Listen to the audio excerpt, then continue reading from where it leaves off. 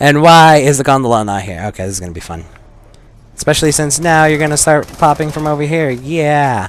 So much excitement. So much excitement. And I love how the zombies jump down. They'll like float down sometimes. Okay, we're good now. Yeah, don't even worry about it. I mean, with any gun double tap, I mean, you could spray for days and you're good. And not to mention the added bonus of possibly getting 2 bullet shot or 2 bullet damage with 1 bullet. I mean, it's pretty much overkill. And then not to mention when you actually get to the point where you get insta kill, obviously that's even more overpowered. And even aw, stupid zombie got in my way. I was trying to retrieve it with my freaking Hell's Retriever. I'll show you how to retrieve it. Yeah. Yeah. But I totally forgot what I was saying. Yeah, especially when you also have this gun Pack-a-Punch or any gun Pack-a-Punch, it becomes even more overpowered. But this is essentially my spot, so you're blessed to see my spot. And it's really good, especially if you have a couple of people here. You essentially, if you could have just 2 people have LMGs, I'm not sure how many people can actually have the death machine, but if you also have 2 people have the death machine as well, ooh, you would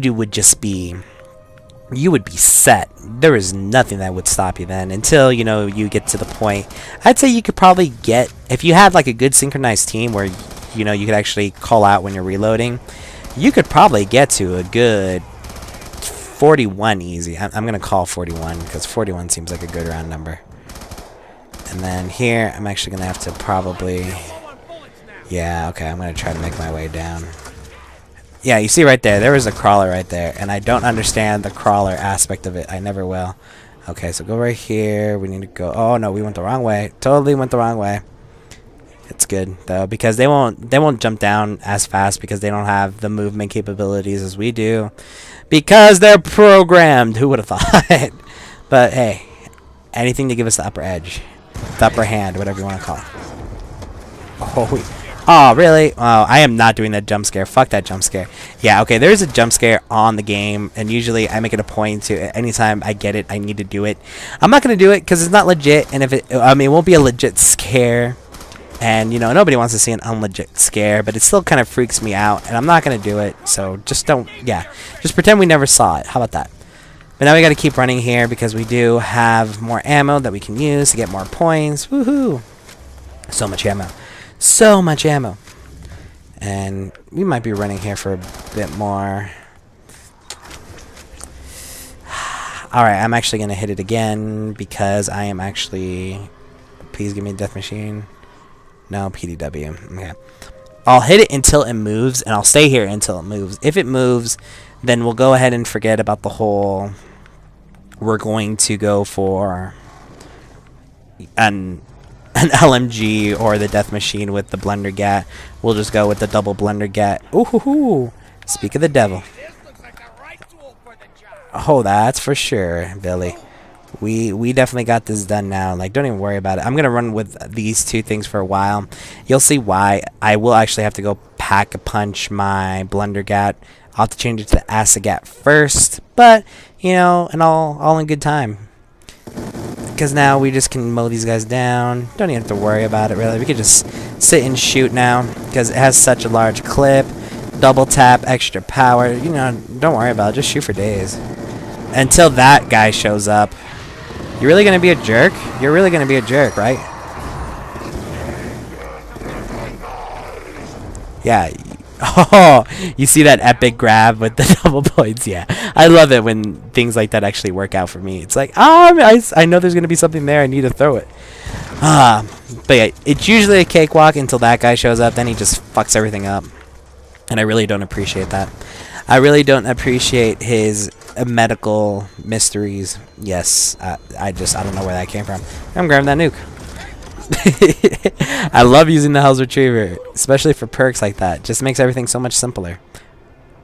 And yeah, this is Alcatraz. Alcatraz has a certain beauty about it too.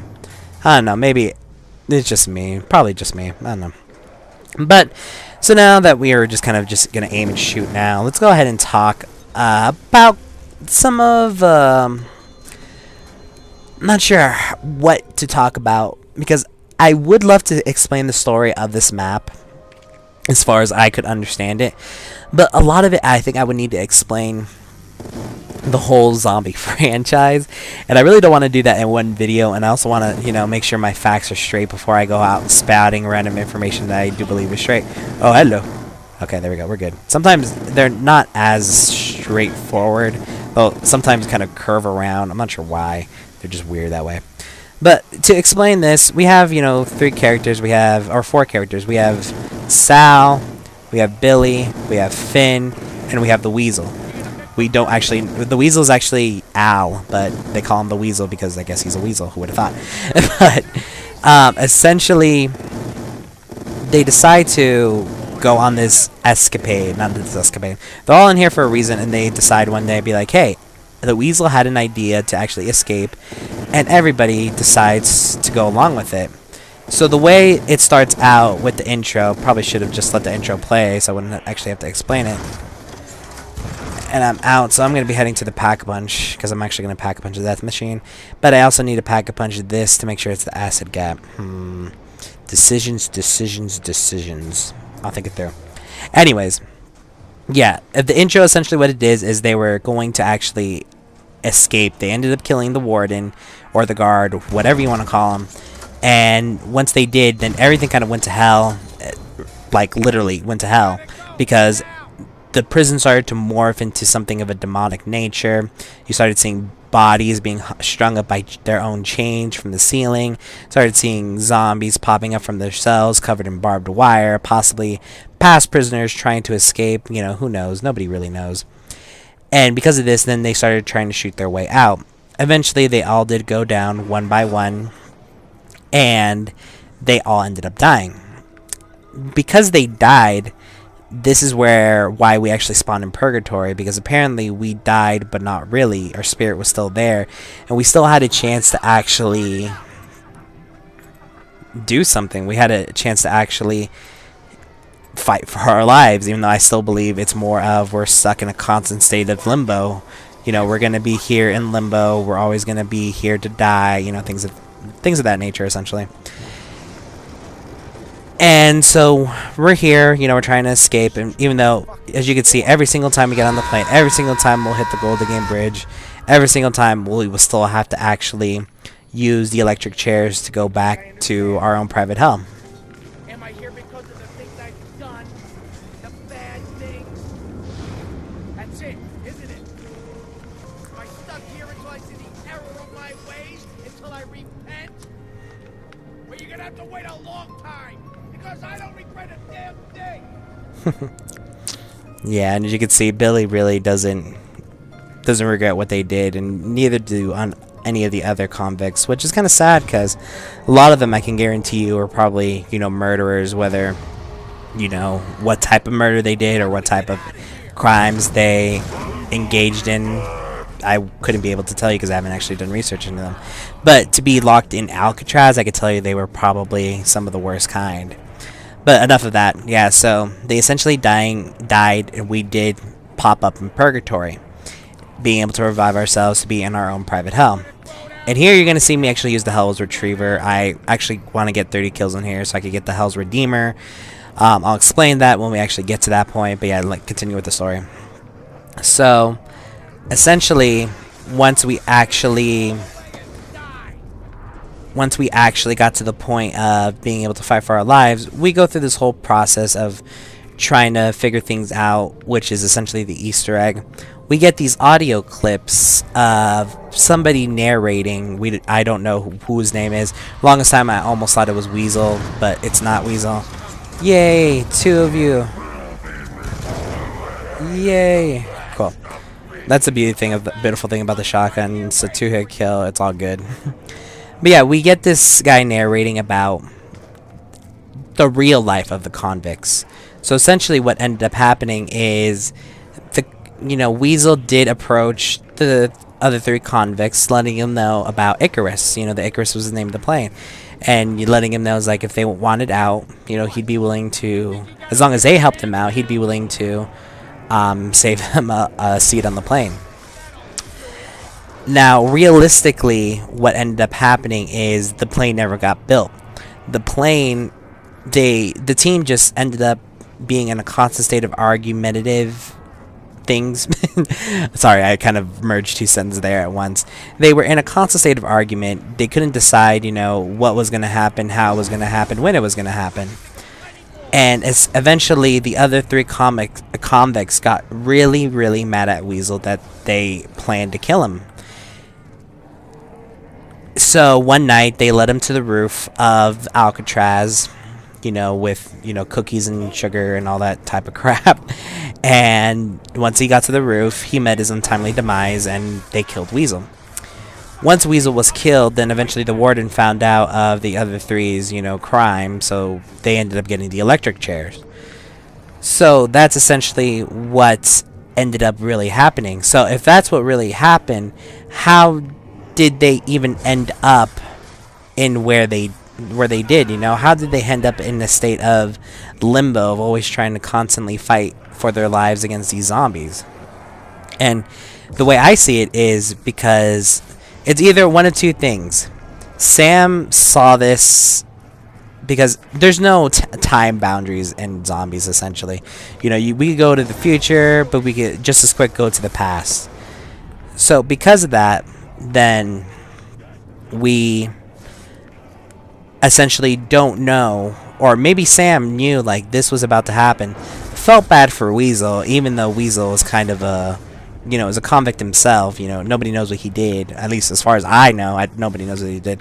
Sam felt bad, so maybe, or she gave him a chance to possibly fight for his life. And essentially what ends up happening is once you complete all the steps to the Easter egg, you come into Purgatory to the Golden Gate Bridge, you revive yourself from the electric chair. You'd actually see everybody on the electric chair. And once that's done, then all the zombies are actually fighting against the other three convicts, and the only people who are still alive and then the zombies are fighting with Weasel, and you either have to kill Weasel or Weasel kills you. If Weasel kills you, the cycle is completed, essentially, or is broken, because they never actually killed Weasel. There goes an alternate reality. Map ends right there. If you do kill Weasel, then the cycle continues. So it's essentially just trying to say that no matter what you do have to essentially have Weasel live. And every time you're here, every round that you're here, the Brutus will show up with more of his buddies. I've had at the total of 4 on here. But once you have the shotgun on here, he's not that tough. He's really kind of a pushover.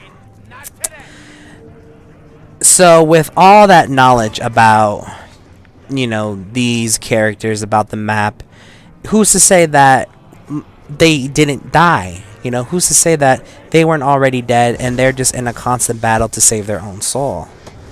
Because essentially that's what all they're doing. Because when you listen to all the characters, well, besides Castro and the president, or president, vice president, and secretary of defense, I think. I don't remember, to be completely honest.